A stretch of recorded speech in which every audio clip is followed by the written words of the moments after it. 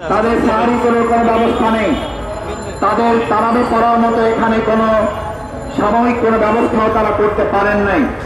পবিত্র রমজান মাসকে সম্মান করে হলেও আমি অন্তর্বর্তীকালীন সরকারের কাছে উদাত্ত আহ্বান জানাবো, শিক্ষকদের প্রতি সম্মান জানিয়ে, পবিত্র মাহে রমজানের প্রতি সম্মান জানিয়ে, সাহারির প্রতি সম্মান জানিয়ে, ইফতারের প্রতি সম্মান জানিয়ে তারাবি নামাজের জন্য তাদেরকে সুন্দর ব্যবস্থাপনা করে দেওয়ার তাগাদাকে সামনে রেখে যত কম সময় সম্ভব আমাদের এই মায়ের জাতি যারা আমাদের সামনে রাস্তায় বসে আছেন, আমাদের নবজাতকদেরকে কোলে নিয়ে যারা বসে আছেন, আমি সরকারকে দায়িত্বহীন কণ্ঠে এটা অনুরোধ করব যে আমাদের এই মায়েদেরকে, আমাদের এই বোনদেরকে, আমাদের এই নবজাতকদের, আমাদের এই শিক্ষকদেরকে রাস্তায় বসিয়ে রেখে আমাদের কার অধিকার থাকার কথা নয়, আমরা চেয়ারে বসে থাকবো।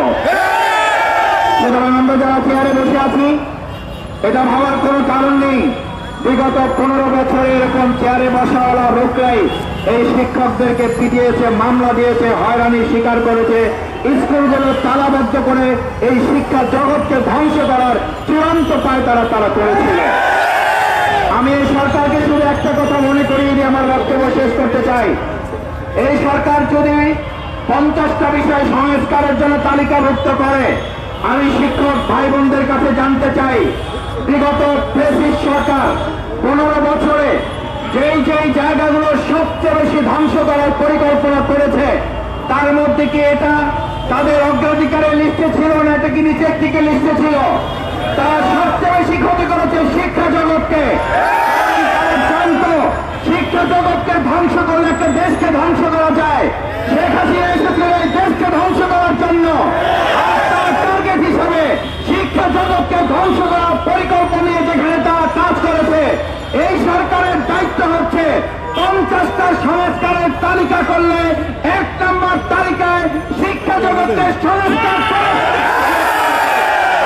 আমি এই সরকারের কাছে উদাত্ত আহ্বান জানাই, আমাদের শিক্ষা জগৎকে ধ্বংস করার জন্য আমাদের এমপি হচ্ছে এই সমস্ত ভাইয়েরা বোনেরা, আপনাদের সন্তানরাই যে এখানে পড়াশোনা করে, আমাদের সন্তানরাই যে এখানে পড়াশোনা করে, কারিগর তো তারা, ডাক্তার করার কারিগর তারা, ইঞ্জিনিয়ার করার কারিগর তারা।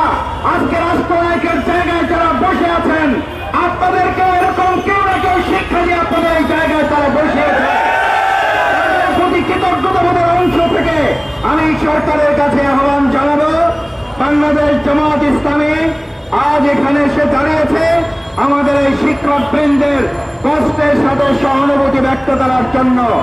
আমরা এখানে এসে দাঁড়িয়েছি আমাদের এই শিক্ষক শিক্ষিকা ভাই বোনদের দাবি আদায়ের আন্দোলনকে আরো সক্রিয় বিবেচনায় নেওয়ার অনুরোধ জানানোর জন্য।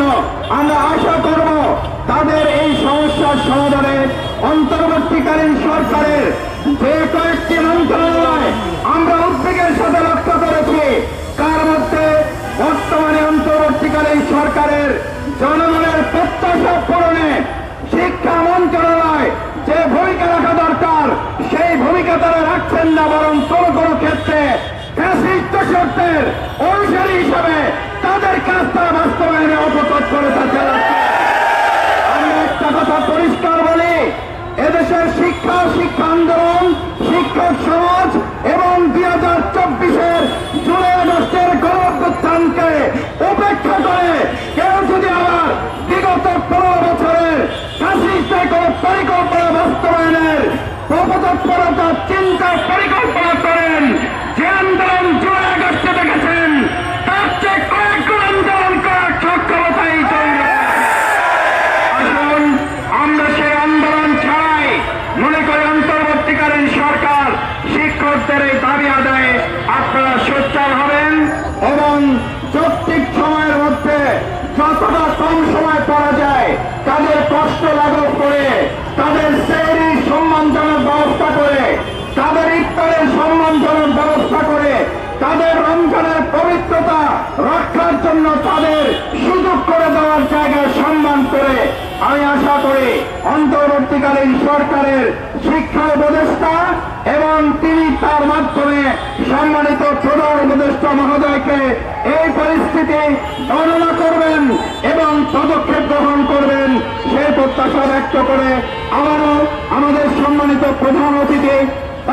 জামাত ইসলামের সম্মানিত কেন্দ্রীয় নায়েবে আমির অধ্যাপক মুজিবুর রহমান প্রধান অতিথির বক্তব্য রাখবেন।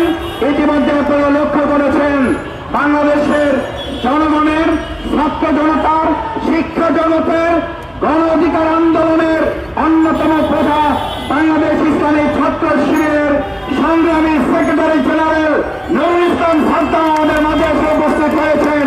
আমরা আমাদের এই শিক্ষক সমাজের পক্ষ থেকে, বাংলাদেশ জামাত ইসলামের পক্ষ থেকে আমাদের প্রিয় মেধাবী ছাত্র নেতা নুরুল ইসলাম সাদ্দামকে স্বাগত জানাই। তিনি আমাদের সামনে কথা বলবেন। সবাইকে ধন্যবাদ এবং আশা করি আল্লাহ তাআলা আপনাদের এই কষ্ট, পরিশ্রম, কোরবানিকে কবুল করে বর্তমান অন্তর্বর্তীকালীন সরকারের মাধ্যমে এই দাবি আন্দোলন হয়েছে সফল হবে ইনশাআল্লাহ। সেই প্রত্যাশা ব্যক্ত করে আমার কথা শেষ করছি। আসসালামু আলাইকুম ওয়া রাহমাতুল্লাহ।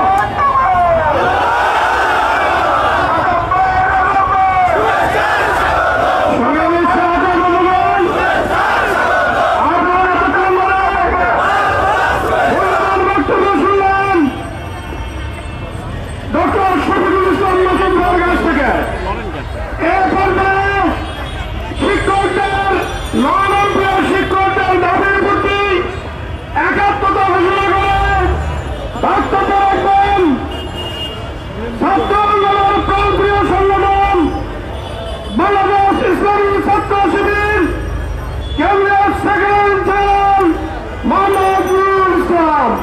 মোহাম্মদ নুরুল ইসলাম ভাইকে বক্তব্য রাখার জন্য বিনীত অনুরোধ করছি।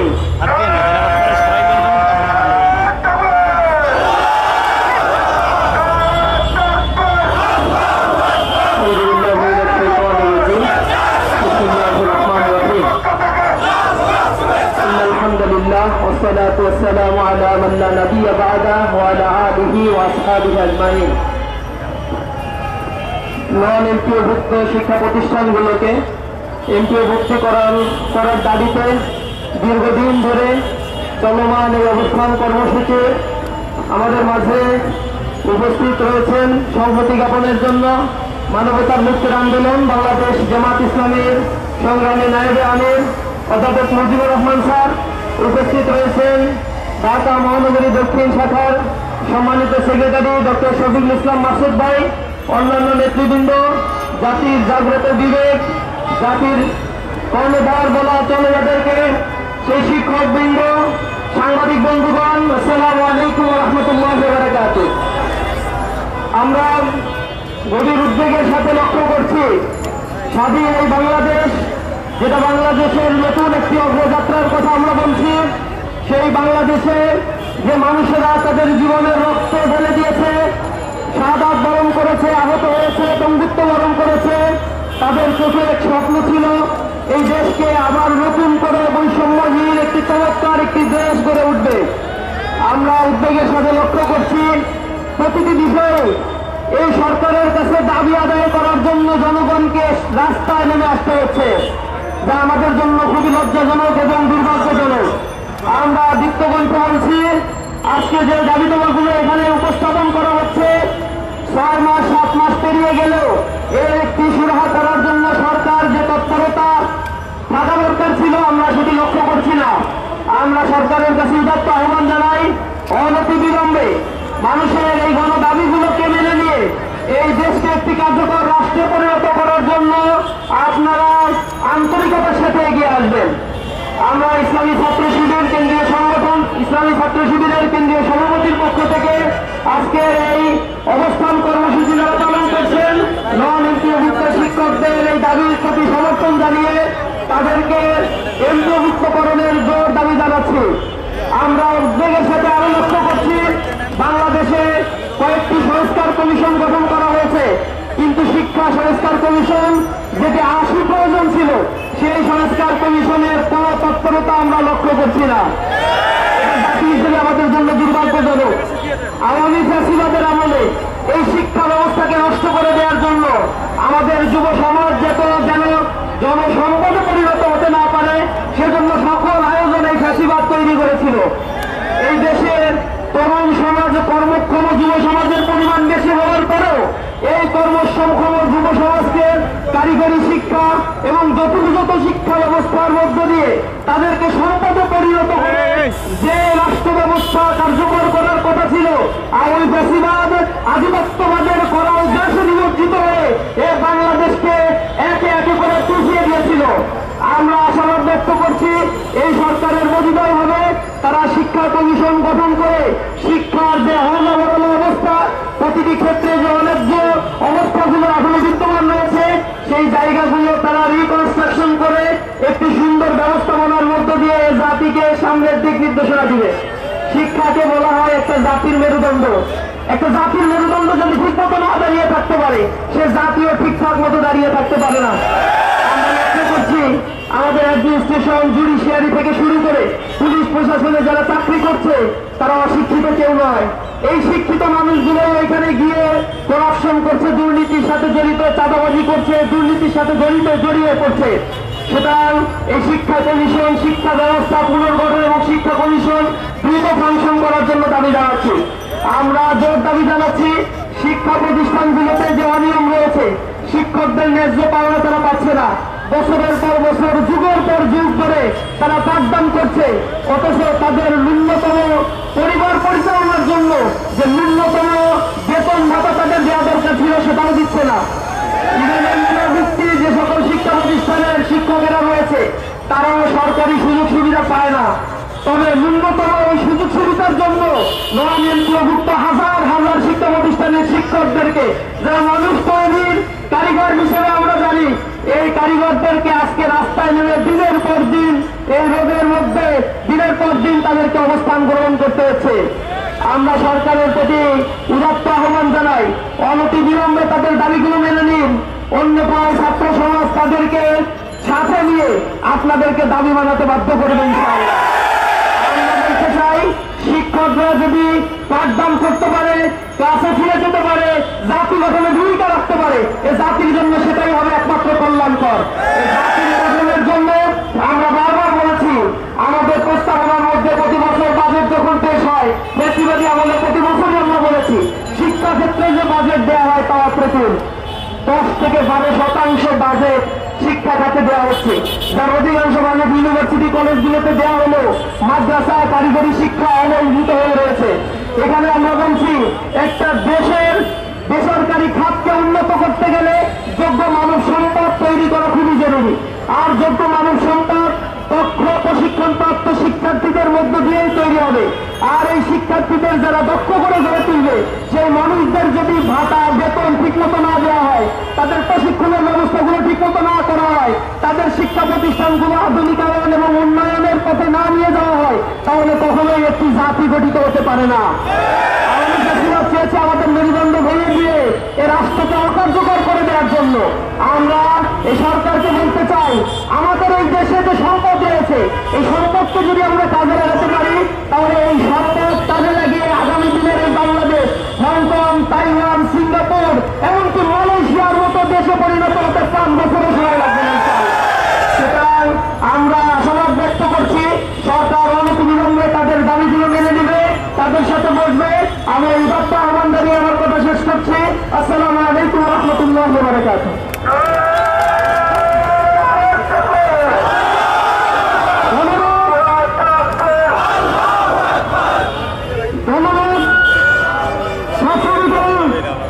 ইসলামী ছাত্র শিবিরের সেক্রেটারি জেনারেল নুরুল ইসলাম ভাইকে তার গুরুত্বপূর্ণ বক্তব্য রাখার জন্য আমাদের কাছে একটি শোক সংবাদ এসেছে। আমাদের এই শিক্ষক আন্দোলনে, এমপিভুক্তের আন্দোলনে ঢাকায় আন্দোলনরত অবস্থায় অসুস্থ হয়ে বক্ষব্যাধি হাসপাতালে ভর্তি হয়েছিলেন আমাদের প্রধান শিক্ষক মোহাম্মদ কামাল হোসেন। বালিয়ারহাট বন্ধুদল নিম্ন মাধ্যমিক বিদ্যালয় ভোলা সদর, উনি চিকিৎসাধীন অবস্থায় গত 27/2/2025 তারিখে ইন্তেকাল করেছেন। ইন্না লিল্লাহি ওয়া ইন্না ইলাইহি রাজিউন। শুধু এই কামাল হোসেনই নয়, আমাদের এই ধরনের মানবীয় অনেক শিক্ষক তাদের হার্ট অ্যাটাক করে পরিবার পরিজনের সংসার চালাতে হিমশিম খেয়ে তারা হার্ট অ্যাটাক করে মারা যাচ্ছে। অসংখ্য সংবাদ আমাদের কাছে আছে। যাই হোক, এই ধরনের ঘটনা আর যেন না হয় সরকারের কাছে আমরা উদাত্ত আহ্বান জানাচ্ছি। এ পর্যায়ে আপনাদের সামনে আজকের অবস্থান ধর্মঘটের অবস্থান কর্মসূচির প্রধান অতিথি হিসেবে বক্তব্য রাখবেন বাংলাদেশ জামায়াত ইসলামীর কেন্দ্রীয় কমিটির সিনিয়র নায়েবে আমির, সাবেক সংসদ সদস্য, শিক্ষা বিভাগের সভাপতি অধ্যাপক মুজিবুর রহমান, জননেতা অধ্যাপক মুজিবুর রহমান।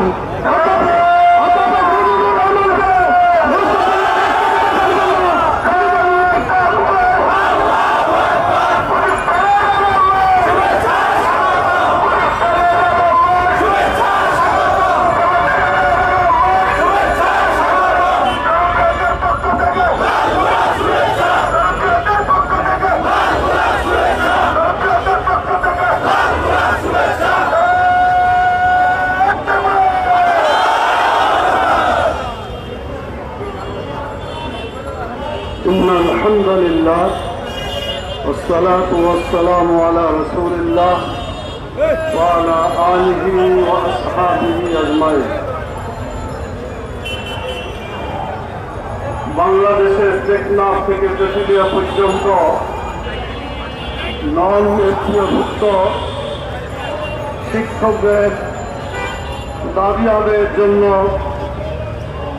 এই অবস্থান কর্মসূচির সম্মানিত সভাপতি, সম্মানিত কেন্দ্রীয় কমিটির নেতৃবৃন্দ, আজকের এই অনুষ্ঠানে উপস্থিত আছেন বাংলাদেশ জামায়াত ইসলামীর কেন্দ্রীয় কর্মপরিষদ সদস্য, বাংলাদেশ ইসলামী ছাত্র শিবিরের সাবেক কেন্দ্রীয় সভাপতি, ঢাকা মহানগরী দক্ষিণের সংগ্রামী সেক্রেটারি জনাব ডক্টর শফিকুল ইসলাম মাসুদ, উপস্থিত আছেন বৃহত্তম ছাত্র সংগঠন বাংলাদেশ ইসলামী ছাত্র শিবিরের প্রিয় সেক্রেটারি জেনারেল জনাব নুরুল ইসলাম সাদ্দাম, অন্যান্য নেতৃবৃন্দ,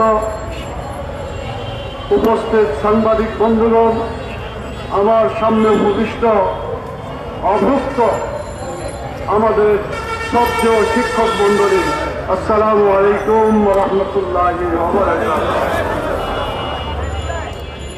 আল্লাহ তাআলার শুকরিয়া আদায় করছি। আলহামদুলিল্লাহ, আপনাদের এখানে আসার কথা আগে থাকলেও সফরের ব্যস্ততার কারণে আসতে পারি নাই। তবে ইতিমধ্যে আমাদের পক্ষ থেকে বাংলাদেশ জামায়াত ইসলামীর সম্মানিত নায়েবে আমির জনাব ডক্টর সৈয়দ আব্দুল্লাহ মোহাম্মদ সাহেব, অন্যতম সহকারী সেক্রেটারি জেনারেল জনাব রফিকুল ইসলাম খান এবং ঢাকা মহানগরীর দক্ষিণের সংগ্রামী আমির জনাব নুরুল ইসলাম বুলবুল সহ অন্যান্য নেতৃবৃন্দ বক্তব্য রেখেছেন এবং একাত্মতা প্রকাশ করে গেছে। অন্যান্য দলের মধ্যে উল্লেখযোগ্য যারা বাংলাদেশে জনগণের রাজনীতি করেন তাদের প্রতিনিধি এখানে এসেও বক্তব্য রেখেছেন। যারা একাত্মতা প্রকাশ করে এই বঞ্চিত অধিকার বঞ্চিত শিক্ষকদের পাশে দাঁড়িয়ে কথা বলেছেন এবং তাদের সমর্থন ব্যক্ত করেছেন, আজকে আমার বক্তব্যের শুরুতে আমি তাদেরকে ধন্যবাদ জানাই। বাংলাদেশের রাজনৈতিক দলগুলো যদি ঐক্যবদ্ধভাবে কোনো দাবি উচ্চারণ করে এবং সেটা আদায়ের জন্য চেষ্টা করে, সেই দাবি বাস্তবায়িত হয়ে থাকে, এটাই ইতিহাসের বৈশিষ্ট্য বলে আমরা দেখেছি। এই জায়গায় কিছুদিন আগে আমরা ইবতেদায়ী মাদ্রাসার বঞ্চিত শিক্ষকদের ব্যাপারে বক্তব্য রেখেছিলাম। দীর্ঘ অবস্থানের পরে বর্তমান সরকার তাদের পক্ষ থেকে এসে ঘোষণা করে তাদের দাবিকে